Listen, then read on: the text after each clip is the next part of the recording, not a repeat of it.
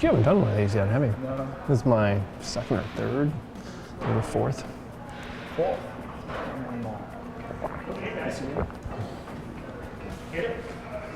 Oh, we're up. We're rolling. Fantastic. Welcome to another Ask Me Anything. With this month, it's Nate, and I've got my friend Marcus here, who recently joined SparkFun. So we're going to talk about all things SparkFun, business, and whatever kind of questions you guys have for us. So I think we're checking the comments on the homepage, we're checking Twitter, we're checking Facebook, we're checking all sorts of stuff. So send your questions our way, and we'll do our best to answer them as they come in. And as always, thanks for watching. It's awesome to have you guys here. So thanks for checking us out. Marcus, do you want to introduce yourself to folks watching? Hey, I'm Marcus. I'm an Australian. Probably you noticed that pretty quickly from my accent. I've been brought into SparkFun via Geek Hammer, which were the makers, or the designers of the Microview, and as it turns out, SparkFun has purchased Geek Hammer, and now I'm here to grow SparkFun. So do you want to chat a little bit more about why you decided to buy Geek Hammer and bring it into SparkFun? Of course. So I don't know if you guys are familiar with the Kickstarter we did, what, 4 or 5 months ago now, maybe longer, the Microview Kickstarter. We raised about $550,000. How many units was that? It was 8,000? Exactly. 8,000 units, and we learned a lot of lessons. You can read my homepage post about when bootloaders go astray. But the Microview was a really impressive product, and SparkFun saw the impressive abilities of Geek Ammo, and we said, you know, we're really good at doing the hardware, the manufacturing, the fulfillment, but it's obvious Geek Ammo has some really nice talent for designing new products and bringing new stuff out to the markets. We said, you know, let's get the two best worlds together and bring them together. So worked out really well, and so now Marcus is coming up to speed. You've been here for a couple months, and SparkFun continues just amazing amounts of change. So we're in the new building. We've got some new people on the team, and we got some questions today. So let's see. I've got a couple comments on the homepage. Chris, did you want to point us towards anything in particular? First couple questions that you really like? Sure. Let's start with this one right here. Nate, you have always amazed me with your unique way of building your company and distinct leadership style. It's very nice. I'm always impressed by the little things and the big things you do. Who is your most inspirational CEO or mentor? And did they have any impact on this? Also, do you have any favorite entrepreneurial books? Oh, Jason. Fantastic question. The totally easy answer is to rattle off all the business books that Marcus and I read. There's tons of them. We'll get to that in a second. But a few folks have asked me, inspirational CEOs and inspirational mentors. I don't have a really good answer. A lot of folks say, oh, Steve Jobs, or oh, so-and-so. I haven't read that book yet. I need to read Steve Jobs' autobiography, but the... it's a good book. It's a good book. It's a good one? Oh, yeah. My bad answer is Hewlett and Packard, because they really built it with their own hands. They were really largely involved with the technology on the early days of HP. But you know, I've read all sorts of books on all of the kind of pioneers in electronics, and yeah, it's been what is it? The Chip, the book, The Chip. I'll look up who writes it, but it's a really good sort of history on the creation and invention of the transistor and integrated circuit. But thank you very much for that kind comment. Did they have any impact on it? I'll be thinking about your other questions. In the meantime, Marcus, do you want to answer favorite entrepreneurial books? Oh, Chasing Time. Chasing Time. Which is a good one on supply chain logistics. Of course, Eric Ries, The Lean Startup. I've forgotten the name of the one that we're all reading, or we all have read, with the kid that's part of the troupe. Oh, the Goal. The Goal. The Goal. The Goal by Goldstein. Yes. No, what's the... Google it, The Goal. The Goal, yeah, good book. You'll find it. What else have I been reading? There's the HBR, Harvard Business Review. Books are always good. What am I? I'm through the Checklist Manifesto, which is a lot of fun, and I've moved on to Flash Boys, which is this really good book about high-frequency trading, but that's not really business stuff, but it is kind of, it turns out to be a page-turner. It's actually really good, which is weird. Yeah, what other business books would you recommend? Yeah, lean startup. It's going back. What have I? Bear with me. Kindle. Open up. Oh gosh, if we open up our list of books, there's tons. I have to alternate between sci-fi and business books. Ooh. I can only stand business books for so long, and then I have to read a good sci-fi book. Okay, Universal Principles of Design. That book is amazing if you're doing any design work whatsoever. The Little Black Book of Design. That one's pretty awesome as well. Delivering Happiness by Tony Hsieh. Oh yeah, that was a good one. You need to read this one. This is a good one. It's a good one. What's up with Zappos these days? I haven't heard much from Zappos. I don't know what they're doing. But. Do More Faster. Our friends down the road at Bradfeld and Techstars. Those guys. Effective Programming. That was a good one by Jeff Atwood. I think he's one of the guys from co-founders of Stack Overflow. Growth Hacker Marketing.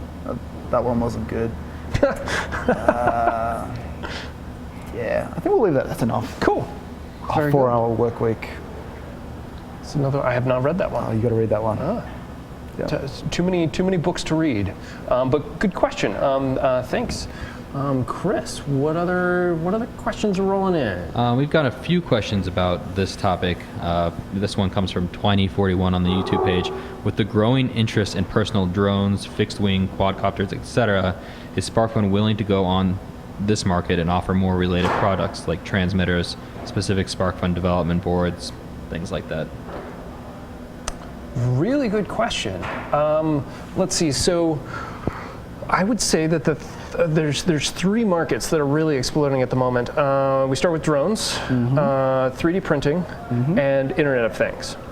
And in regards to drones and 3D printing, I think there's whole companies built around those products, supply chains, marketing. I don't know, you might have a different perspective on this, but I don't really see us being able to break into the drone market. It has to be sort of your core competency. It has to be the thing that you love. And SparkFun, we have a ton of RC geeks at SparkFun. We love flying our remote control, whatever.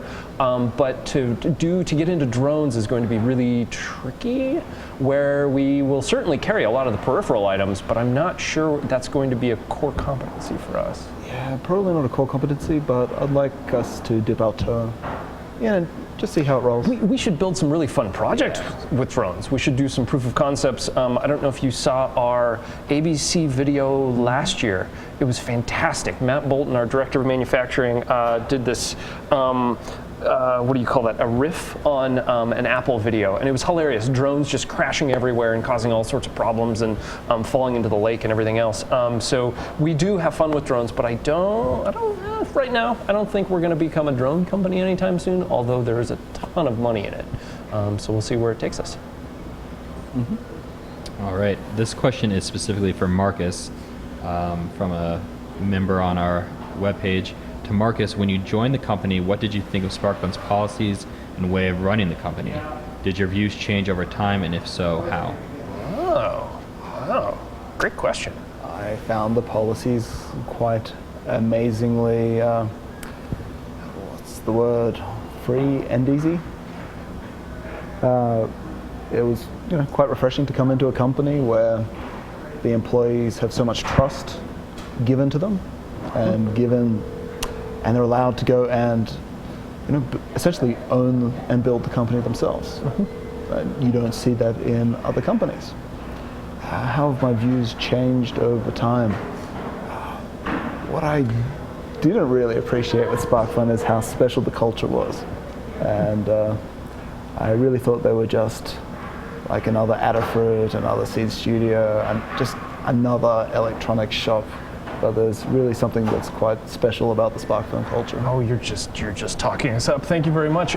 You also mentioned from the outside, it looked like we had this very uniform sort of finish, uniform approach to everything. And then once Marcus came in, there's a lot of, not silos per se, but departments, right? We have engineering, we have marketing, we have production, we have all these different things.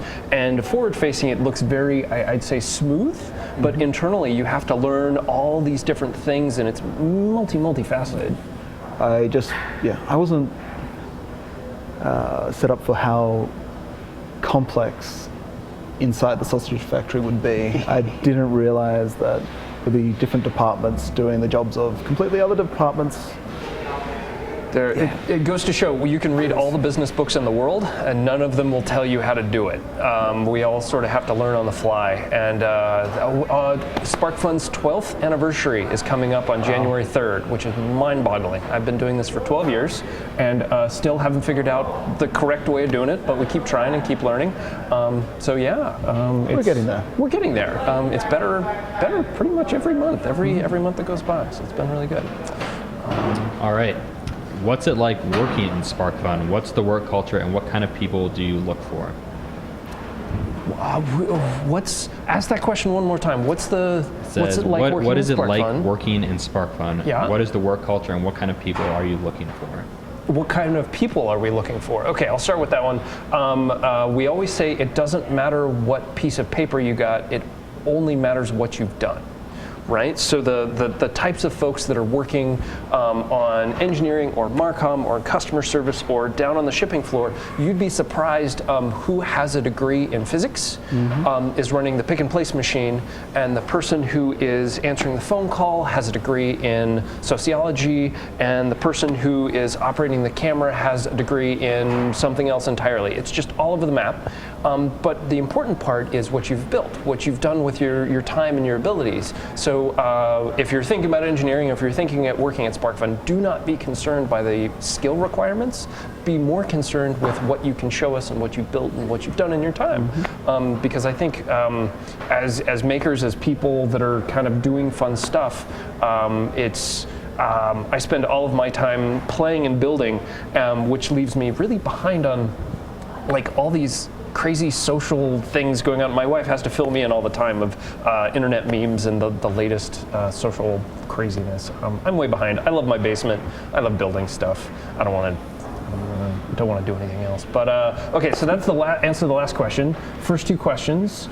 What's the work environment like? What's the work type done? It's all over the shop depending on what you're doing or which part of the organization that you work for.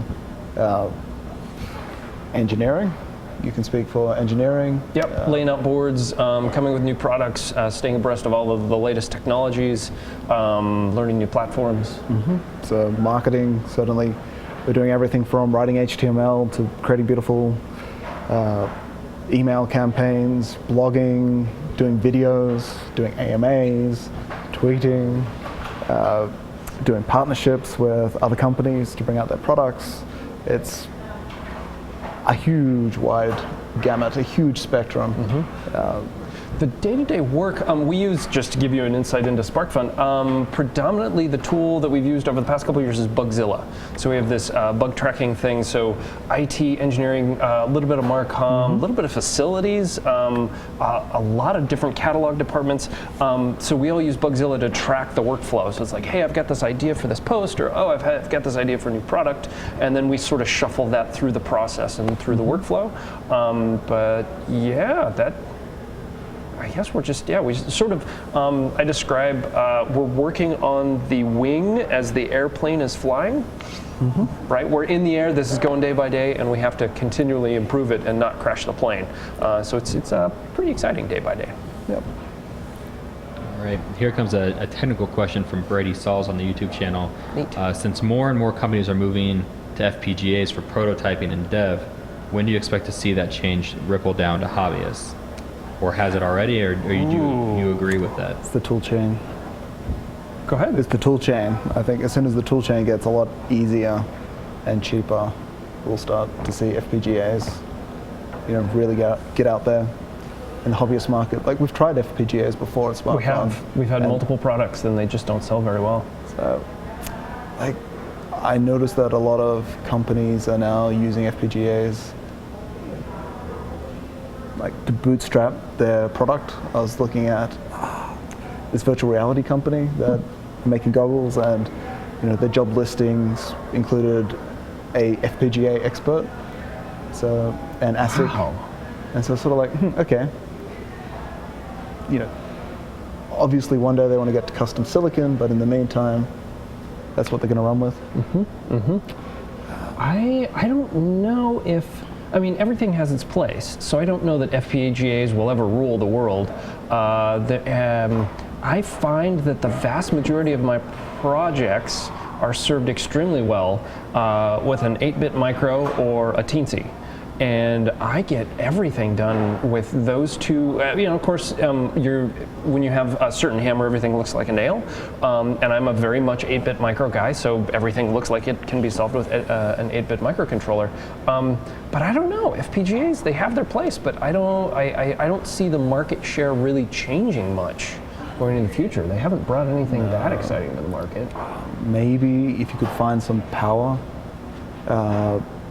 savings. Power savings. Having FPGA. FPGAs use, last time I checked, FPGAs use quite a bit more power than the low power MCUs, but I don't know, maybe that's changing. I haven't really stayed abreast of it as I should.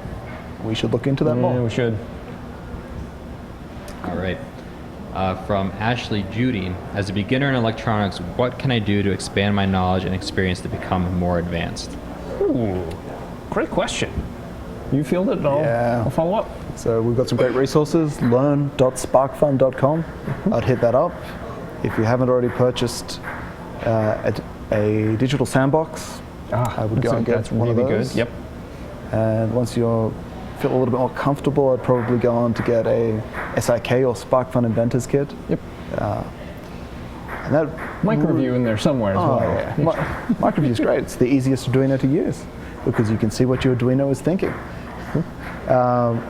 Once you've done the whole Arduino side of things, I'd probably look at like Raspberry Pi or single board computing. I'd probably have a look at the PC Arduino after that. Yeah, that's pretty advanced. The boards that we use, because that will open you up not just to the electronic side of things, but Linux and talking to electronics from Linux. Raspberry Pi in there as well.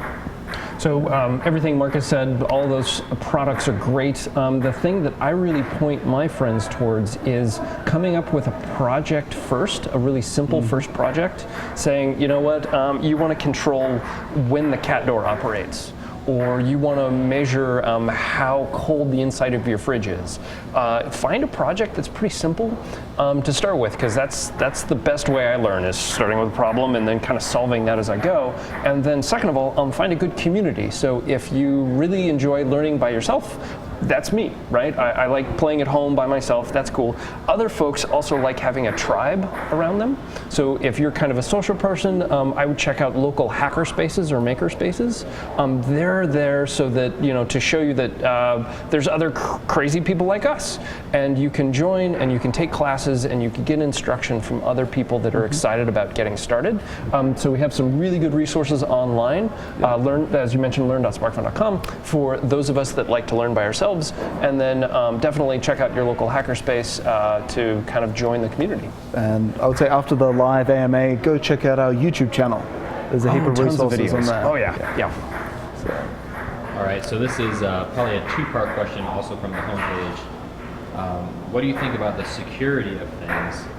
And how much do you think as makers about the security aspects of your builds? So what do we think about the security of the Internet of Things? And what was the second question? The security of our... How much, as a maker, do you think about the security aspects of your builds? Security aspects of our builds. Okay. Well, you want me to start? You want to go? There you go. Okay, so security on the Internet of Things. Originally, I thought it was, we have something called FANT for data.sparkfun.com. It's a website that we run that allows you to store all of your data. And I really liked it for my weather station, right? I've got humidity, temperature, blah, blah, blah, blah, blah. And I can report all that to data.sparkfun.com and it remembers it forever, right? That's what elephants do. That's why it's called FANT, is because it remembers it forever. When I first created my first weather station, I was like, yeah, why do I need security? This is just weather data, big deal. And then I started hearing about some folks inside the American political system. I don't know which side you're on, or if you're even in America watching. There are folks that claim that the climate change doesn't exist because the temperature data was collected incorrectly. Okay, so for me, it suddenly made me realize that security is not about preventing hackers or blocking access to my bank account. Instead, security, when we talk about the Internet of Things, is just to remove that question from the table. Right? If my weather station has an unsecure connection, then it means that there is possibility that maybe somebody could have tweaked my temperature data or messed with my weather data, and now we have to talk about that instead of the actual issue of climate change. So for me, that was the wake-up moment. I was like, oh, that's why the Internet of Things needs security. Amongst all the others, it's important to have IoT security. So from that point forward, SparkFun has been working a lot with a gentleman named Josh Datko, who has created something called the Crypto Cape and is a security expert. I am by no means an expert, but he's doing some really, really good work.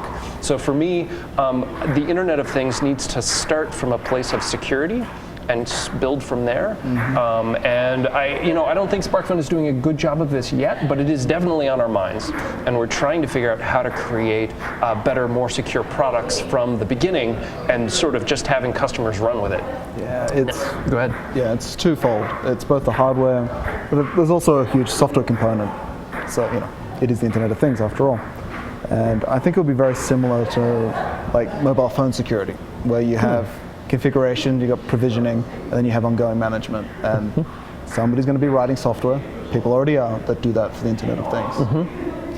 And I look forward to a day, and I think it's happening now with cell phones, where out of the box, there's more and more security automatically turned on.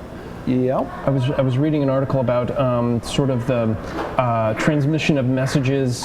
WhatsApp is going to embedded security. Apple has some security based around their text messaging services. So it's, as a consumer, I don't want to have to think about that stuff. I just want it to be secure. So similarly with SparkFun products, we want to sort of introduce them as security enabled, and you just sort of run with it. So we aren't there yet. It'll be interesting to explore. Yeah, for sure. Good question. All right, this question comes all the way from Greece on our homepage. Greetings from your friends in Greece. It would be very interesting to hear about the story behind Marcus's transition from Geek Ammo to SparkFun. Seems like a great behind-the-scenes story. Oh, good question. Let's see, it's pretty straightforward. When we were working on the Microview together, I started talking to Marcus about, by the way, Marcus is like our second or third largest distributor in the world. With a totally different company. With a totally different company. So Marcus runs Little Bird Electronics as well. So as a SparkFun distributor in Australia, he had all of these great pieces of feedback for how SparkFun can better handle its distributors. I'm sure I'm missing out on all parts of the story. But as Marcus and I started to collaborate on Microview, and then he started to give me feedback about what SparkFun should be doing for distributors, it suddenly started to prick my ears up and said, wait, why aren't you just here at SparkFun? Why aren't you helping us with all of that and then some? Because you have some really, really good ideas. What pieces of it am I missing? I think I said initially no. And it took some arm twisting. It was basically how you got married, Yes. Persistence. Yes. And I think I said, if you want to buy Geek Ammo, yes, and then you did. Yeah. So, well done. So we got the rights to Microview, which I think is a fantastic product, and then we got the opportunity to bring Marcus in as well. So now we've got everything rolling around in Marcus's head, which is really valuable. Yeah, that's pretty much it. Yeah. All the way from Greece. Thanks for joining us. It's really cool. All right, this question comes from the YouTube 3D Print. Says, as a freshman computer engineering student, what are some things I can do to learn to make the best of my education? Wow. Okay. Contribute to open source software, even if you're just doing documentation. Just do this stuff in your spare time. What I found is that I would work on projects at university, and I would only get this very shallow understanding of the technologies that they were trying to teach me. And then I'd find a month or two later, I'd actually be using this in my day job, and then I'd really learn the technology deeply. Yeah. So just use it and go beyond. The most value from your education. To echo that, to me it was always building projects. was always getting hands-on. So the stuff I learned in class, I didn't have a job yet, right? I was a motorcycle mechanic in college, so none of that. My electrical engineering degree did not help me fix motorcycles, but it was the projects, it was the after-hours sort of hobbies and crazy stuff. Wow, there's that aspect to it. If you're a freshman at university, I'd highly recommend walking around and checking out some other departments. I took all my electrical engineering classes, but I spent about a year in the machine shop learning how to change, this chunk of metal to something valuable. So I never would have gotten that had I not, explored the campus and discovered this machine shop. And they're like, oh, you want to take a class? Yeah, it's just X amount and 2 weeks worth of work, and then you can come and machine anything you want. That was one of the most valuable classes I never took. It wasn't a class you take, it was just the thing that you have to go seek out. So as a freshman, I'd recommend really checking out things outside of your core plans. One more thing, ask questions and don't be afraid to ask questions. I remember I was in this course and there was this little Indian girl that had no idea about the technology, and I was like, ha ha ha, I know more than she does. And she was just asking question after question after question after question. And you know what? At the end of the course, she totally beat me in the exam and all of that. So just don't be afraid to ask questions. There's no such thing as a dumb question. You're paying for this education. Make the most out of it. Yeah.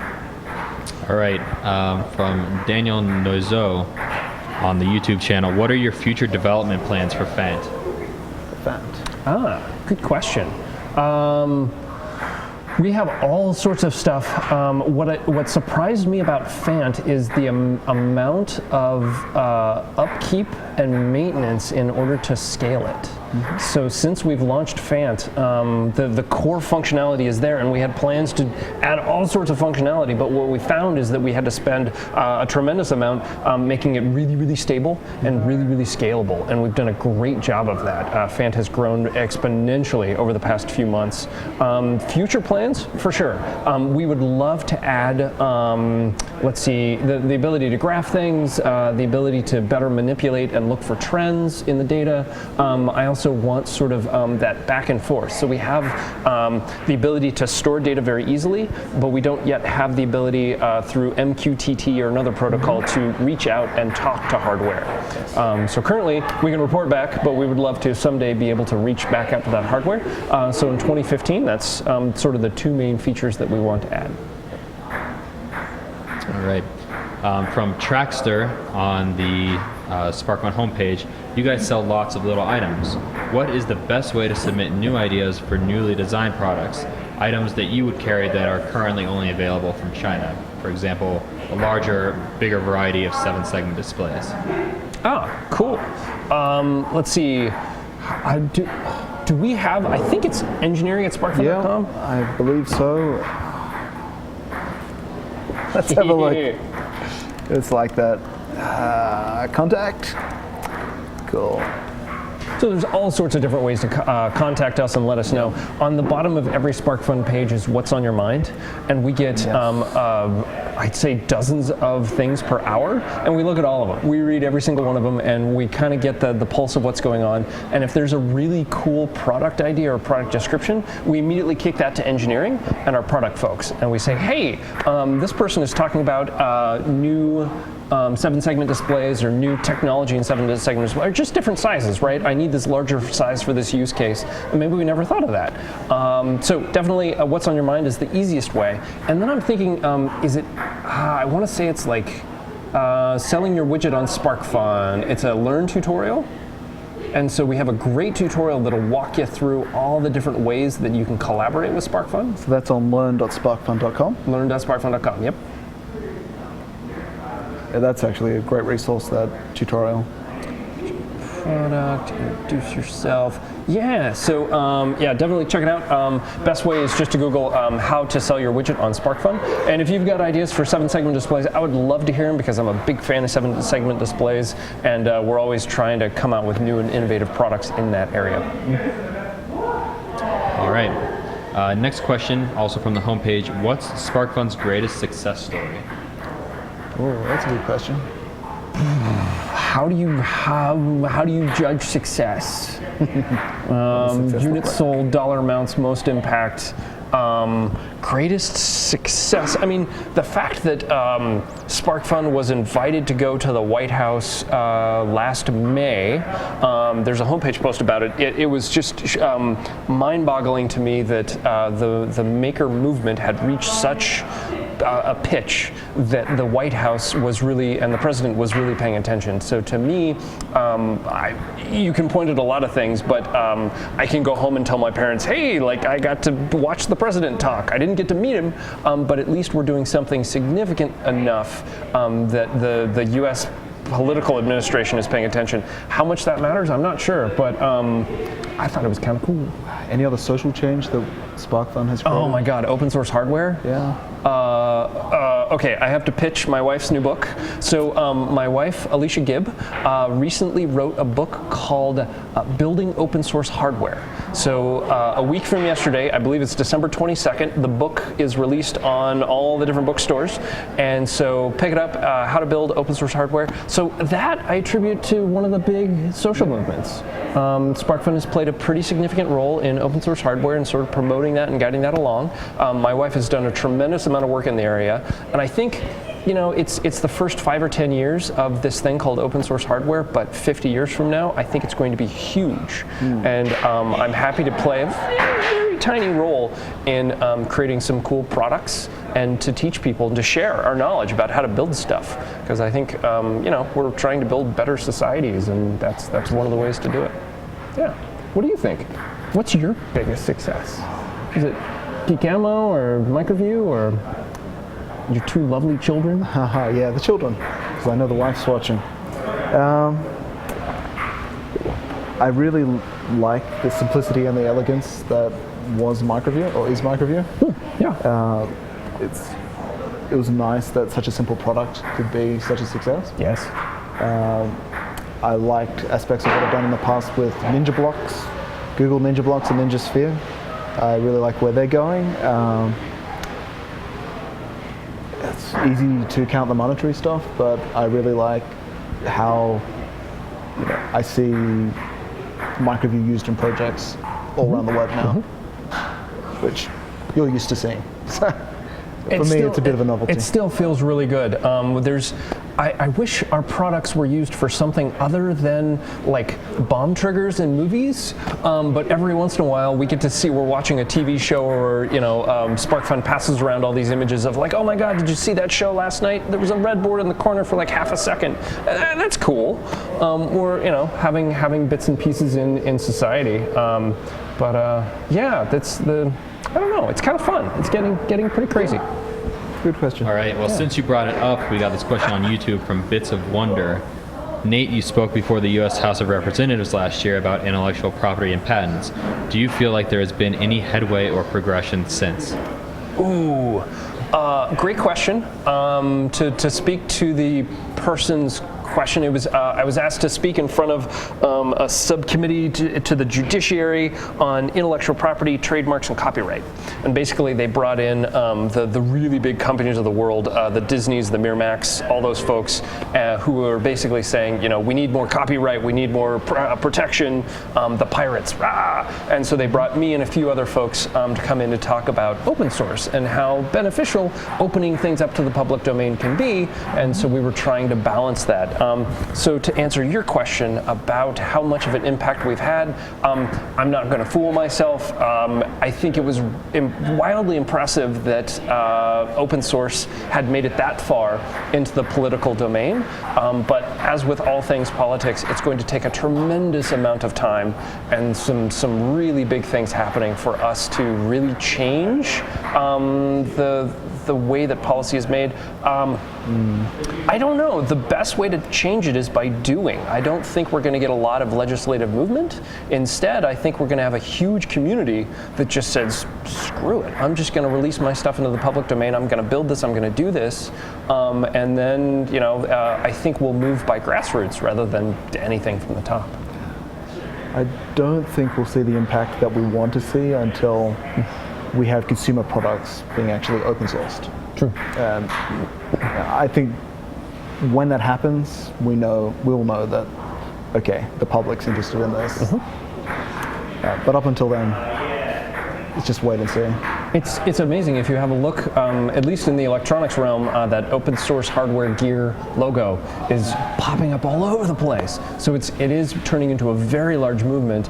But Oshawa is more than just open source electronics. It's open source consumer products. It's open source biomedical devices. It's open source mechanical things. It's getting rather large. So again, I was honored to speak in front of the committee, but it's gonna take some time to make change.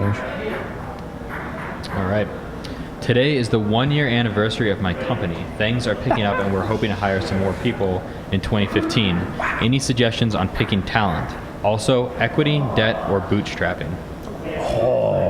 Wow, great question. Depends on the company, though. So we would love to hear more about the specifics of your company, but we're just going to give you some really gross generalizations, so take them for what they cost you. Bootstrapping's worked for you.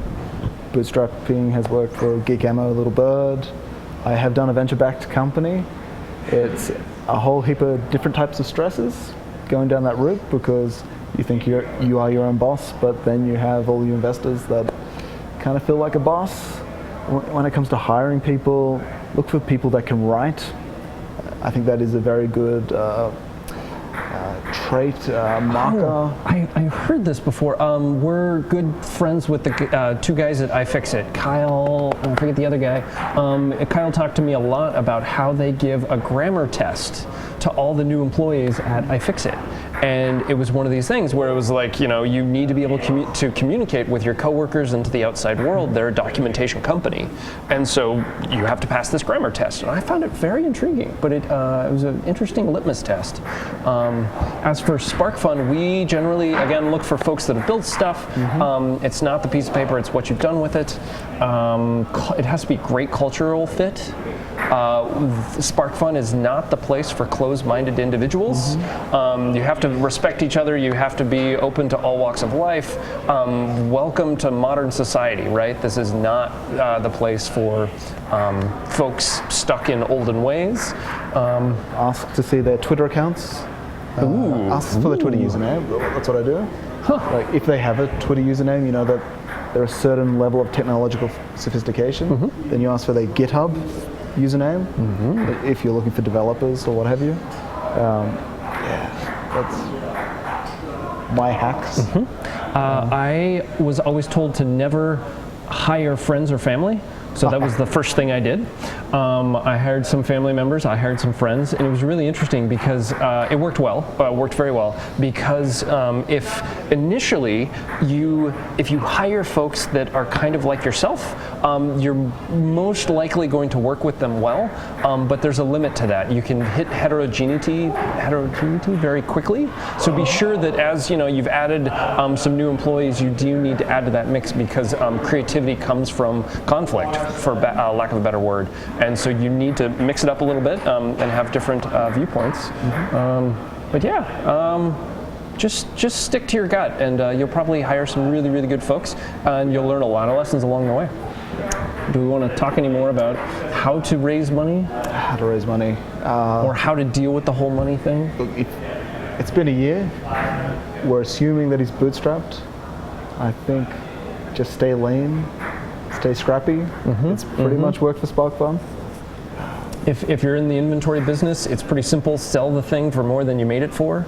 There's a lot of companies that violate that, and they're not around for very long. If you want to raise money, I have a video that I did, a speech that I did for the Make Hardware Innovation Workshop. Make Hardware Innovation Workshop. Just Google that on YouTube. It's how to get money. That answers all the questions.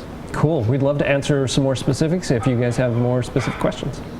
All right, so I'm gonna summarize this. We got it in a few different ways, but SparkFun, because we release all our products open source, how do we stay ahead of China taking the designs and manufacturing them, and how have we seen that impact in our sales?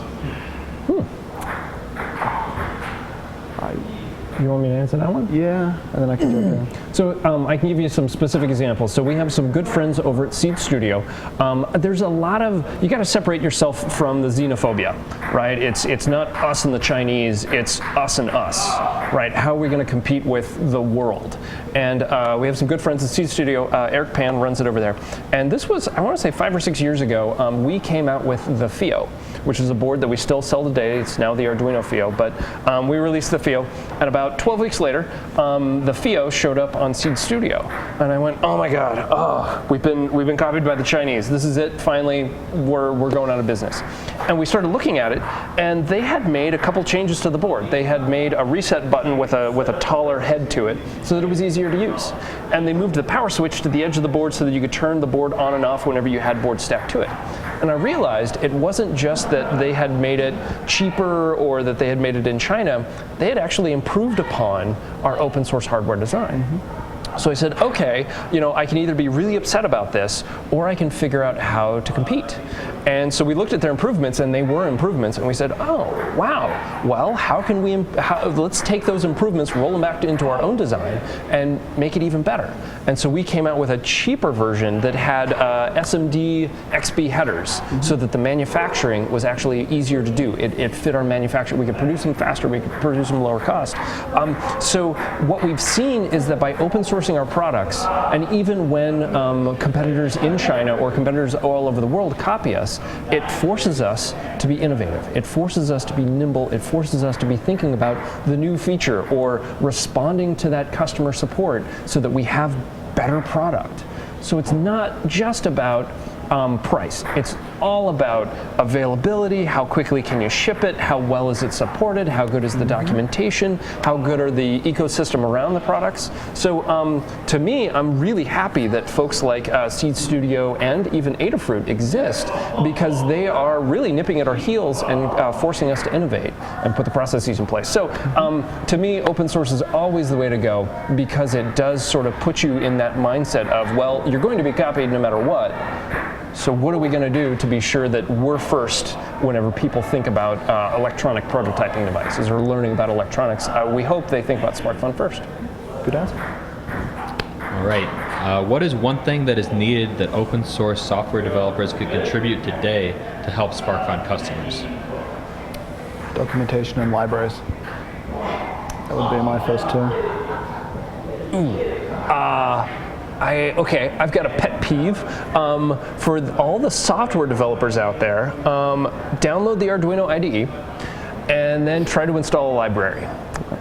And when you pull your hair out trying to figure out how to install a library, please go fix that. So we hardware folks don't know software very well, and we don't know how to make it better. One of the hardest things for beginners is trying to use, they learn Arduino and it's great and it's lovely, and then they go try to add a library, and it's a very hard system to use. So if we could get more software developers inside sort of the tool chains revolving around these really cool projects, making the tool chains better and easier to use, I think the community would be much better off. On the Arduino library note, I want to do a shout out to Vasily and Codebender. Codebender. Oh, it's got a great library system. Yeah. They've really tried to fix this problem by moving the IDE to the web, and I encourage you to check that out. Yeah, just the unit tests that they can run. They've got like a couple hundred libraries inside Codebender, and now whenever a library changes, they can run it against all the sketches that are currently uploaded to Codebender and make sure that it doesn't break them. Oh my God, it's so much better when you have a repo of libraries rather than just sort of libraries scattered across the internet with different versions, and it's horrible. So Codebender is fixing this, and I would love to see some development inside the rest of the tool chains out there. It would be really nice. All right. This person asks, I'm considering pitching a product to you, an Arduino Shield to host and isolate the Atlas Scientific sensor stamps. What margin do you need to even consider a new product? Great question. The way that it works is if we buy it for $10, we want the retail price to be $16.95. So it's a 1.7x multiplier. That is the two ways to look at it, 1.7x multiplier or a 40% discount. Yeah, whatever you're designing, be sure to build in some margin for distribution. Now that's if you deliver the product directly to us, ready to sell, all that fun stuff. If you want us to build it here, we have a fantastic manufacturing line. We build between 80 and 100,000 widgets per month. So we figured out production, it's going really well. But if you want us to build it here, our rule of thumb is somewhere between 3 and 4x the bill of materials. So if your bill of materials is $10, we really want to see that the market is available at $30 or $40 retail on that product. All right, cool. Let's see here. Recently, the first manufactured part was built in space. What are your thoughts on this and the future that this has the potential of leading us to? The first manufactured? It says recently the first manufactured part was built in space. Right, the 3D printer. Space 3D printer. Yep. Thoughts? Yay, 3D printing. Yeah, obviously, if we can take materials that are in space and be able to repurpose them, ultimately 3D print them, I'm guessing like the moon, asteroids, and what have you, I see a potential there, obviously for like Mars missions and what have you, where you can't plan for everything. And that's all I got. I don't know. It's I don't think it's the killer app that 3D printing is looking for yet, manufacturing in space. But it's definitely a nice incremental step towards more manned space missions and space exploration. I don't know. It's cool. There's some other developments that have me more excited, but I'm glad that Good for them. Yeah, it's good stuff. All right. Let's see here. Having some technical difficulties. Go ahead, Chris. Yeah. I was going to say, have you heard of the rugged Arduino? And this would be something you could carry in the future. The rugged Arduino. I just love how the Arduino extension on everything continues to proliferate. Microcontrol board compatible with Uno. So it's basically a board, it's an Arduino Uno that has been, they're comparing technical specs. So they've created a board that can handle more industrial environments. It's a cool idea. Let's see, depending on the price point, I think it's a fine idea. The vast majority of our customers, let's see, so you have the general consumer, prototyper, hobbyist, whatever you want to call them, and then you're talking about sort of the industrial users. And so I guess there's a few applications where I might think about a ruggedized Arduino. This is cool, we can certainly check it out, but the vast majority of my projects, I've burned out very few Unos. It's really hard to kill an Arduino. Just thinking about the form factor there, I would imagine that for industrial uses, they would want PLC type form factors. Right. The screw headers, and you buy the rugged Arduino, and then you buy it because you want to put a shield on it. Right. Is the shield ruggedized? But no, it's good. It's a cool idea. Good example of open source. Yeah, I think the market, certainly there are uses for it in the field. I wonder if you could use it in space. Probably not that ruggedized. Yeah, so rad hardened Arduino. Rad. Should we be talking about that? Ugh. Beatles or Stones? Beatles or Stones? My parents were Beatles. I heard a lot of Beatles. What about yours? None of the above. Yeah. Yeah, my parents were a little bit too old for the Stones. How does one, as a beginner, get involved with hardware development and learn the essential skills? How does one get...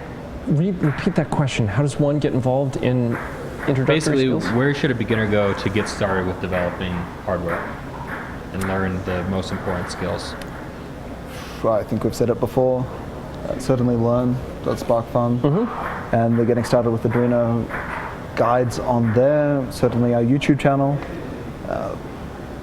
One of the first projects I ever did, and if you're a true beginner, this is new to you, but to everybody else, blinking that LED for the first time. So to get started, there's this sketch built into Arduino. You download it, you get an Uno, you hook it up, and you blink the LED. And to us who blinked an LED 1,000 times, it doesn't sound that exciting, but I still remember how mind-blowing it was at 1 in the morning when I finally got that LED to blink at a different rate.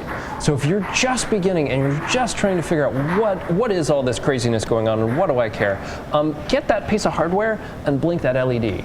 Because if it blows you away, you'll be hooked and you'll understand what we're talking about. But if it's just not that exciting, that's cool. Maybe there's some other projects that you can look at. But the way that you get started is to really show yourself that you can control that hardware, you can control the physical world around you, and then the sky's the limit. It's just a ton of fun. Blinking an LED is huge. Once you can blink an LED, you can turn on and off a relay, you can start and stop a motor. You can control the world. Yes. It's exactly the same. Cool. Next question. All right. In this day and age where everything is 32-bit, 64-bit, etc., where you can get a 32-bit Arduino compatible device, why would you even bother with 8-bit boards when they cost more or the same as the 32-bit versions? Compatibility. Speak more about that. Yeah, so I've used Arduino on non-Atmel chips, and they have been I've had mixed success, especially when it comes to libraries. That would be my main reason. Also, power consumption would be my next one. Beyond that, I'm not a 8-bit bigot.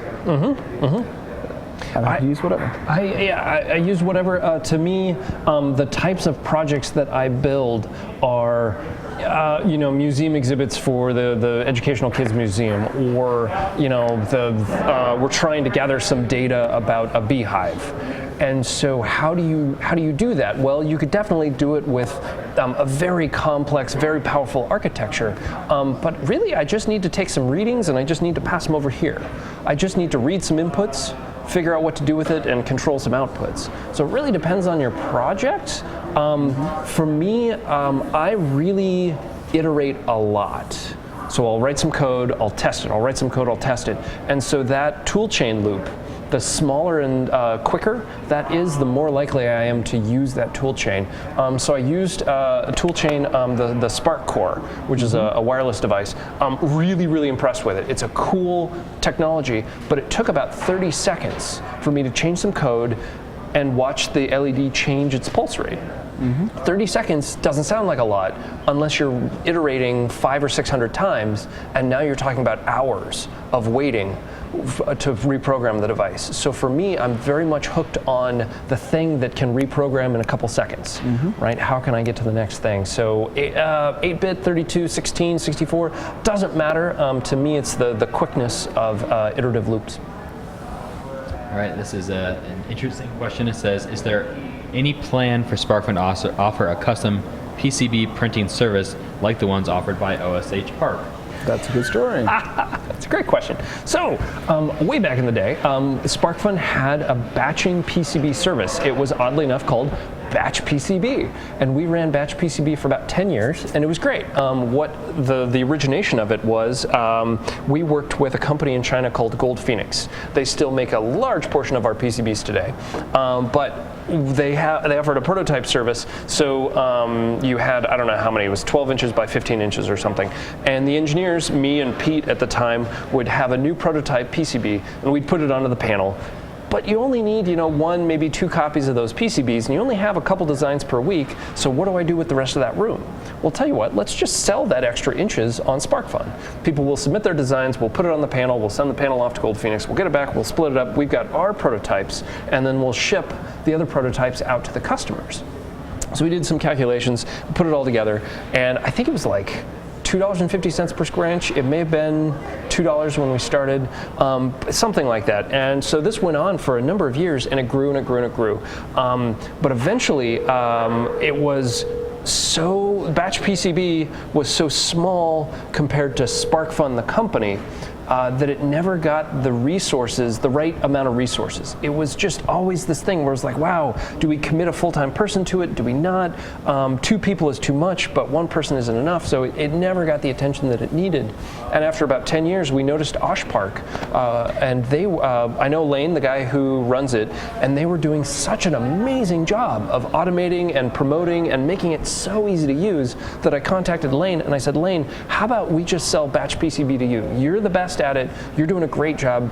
It's not our core competency, so let's just sell batch PCB. So interesting question. I don't have any plans to go back to running a batching service. I use Spark for all of my prototypes. You'll see a lot of purple boards in and around SparkFun because that's who we use for our prototypes. All right. This question from Jennifer LaChance on the YouTube channel. I live in a small town in North Texas. Do you think there will be any interest in my Arduino-based chicken coop automation solution? Yes. Absolutely. I have chickens. You have chickens in Australia? Yeah, I've got 3 chickens. Well, I had 3 chickens. I lost 2. Oh no! A fox and a naughty Malibu husky thing. I had Princess Leia, Hen Solo, and Chuck Norris. So, yes, there will be interest. The amazing thing about the internet is that you will find there's billions of people on the internet, and you think that, well, I'm not sure if other people are going to be interested in this. Turns out they will, and they probably have the same problems you do. And so if you can just find where those folks get together and chat, whether it's a forum or maybe it's a meetup in the physical world, or maybe it's a YouTube channel. I have no idea. But whatever additions you've got, people are going to be really excited about it. You just got to figure out how to kind of connect with them. So similarly, kind of separate, the electronic bicycle world. I was kind of getting into e-bikes, and I was like, wow, where do people talk about e-bikes? There's this forum called Endless Sphere. Oh my goodness, there's thousands of people doing the most amazing things with e-bikes. So you just got to find the right sort of forum, and you'll find people just like yourself. So no, keep automating chicken coops. That's really cool. All right, this is probably the last question. Probably so, okay. All right. The Atmel chip is very power efficient, I think meaning the Atmega, but the Arduino boards are not designed to be power efficient. Are there plans to help those of us concerned about very low power use for intermittent use? Yes. So a couple things. Let's see, I wrote a tutorial called Adventures in Low Power Land. And so it's all about how to get the ATmega 328, which is on the Arduino Uno, how to get that chip as low power as possible. So there's actually quite a bit you can do to shave off milliamps, significant amounts of power to get that into a low power state. Now there's some other circuitry on the Arduino that I think you're kind of talking about. The voltage regulator isn't very efficient. There's some LEDs that you can't get around.